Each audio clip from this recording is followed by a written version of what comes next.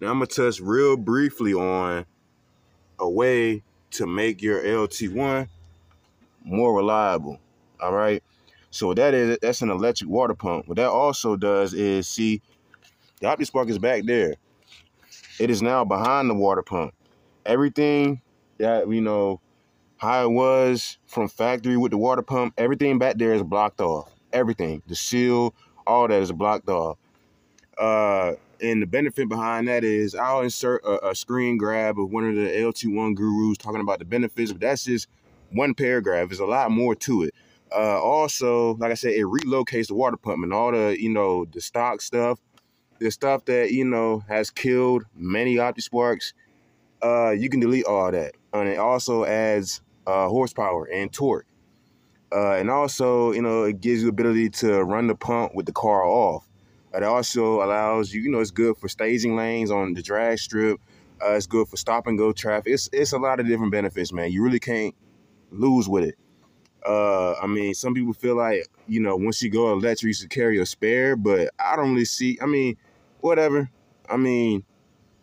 Next day shipping, I don't know. I don't see the point. Like, if this is not your only car, even if it is your only car, like, just go electric, point blank, period. Like, anything that you complain about and any downside that you may or may not see with it, it's the same downside for the stock pump. Like, anything can happen, or anything else with the car can go wrong. But go electric. If you got an LT1, go with the electric water pump. Like, any naysayer that came out and said one thing, it's already been debunked. Like, some people just don't like it, but if you want a long future with your LT1, get one of these, man. If you want to get rid of one of the main things that a lot of the haters like to talk bad about, get you an electric water pump. Straight up. That's one of the two things that they talk about, that water pump and that OptiSpark. But to be honest with you, I even saw another screen grab of something that somebody had said that I read a million different times, but I seen this recently. Well, I saw it while I was searching around and whatnot through my gallery. The guy was like, shoot, these OptiSpark sensors,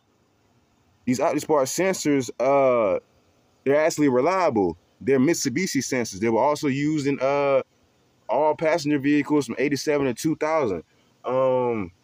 It's a few other cars that had it. You know what I'm saying? The sensor is reliable. It's just the fact that from the factory, GM had put this water pump right on top of it from factory. And when it leaks down onto it, you can see the weep hole used to be back here. Cause I deleted the old weep hole. The weep hole is like around here, under here. The new one is like way out here, way past the OptiSpark. The way it literally is out past the OptiSpark. The OptiSpark is way back there. So, with that being said, with the stock setup, a lot of, optical sensors have gotten wet, and any sensor after a while of getting wet is going to fail. So what you do is with the LT1, with this water pump, you extend it, you relocate it essentially. So there's one way to, help with the reliability. Or really, in my opinion, it makes it bulletproof after that, if your OptiSpark hasn't already gotten wet.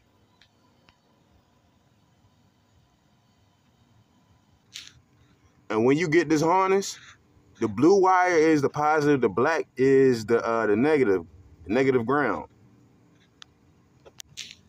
That's where I got my ground from, and I got my positive from the power antenna. That's what this is, is going, coming from. Positive wire, constant and positive. Another thing that you can do is a 4x conversion. A lot of people talk about the 24x. That's cool, but it's expensive. And how I look at it, I don't want LS coils. I would rather have a more sleek look.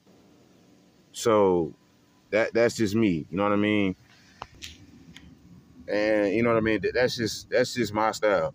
Anyways, man, with the 411 swap, basically what you do is you repin in an LS PCM, and you also, I'll post a lot of the stuff that you'll need, but to get more information, join the 411 LT1 group.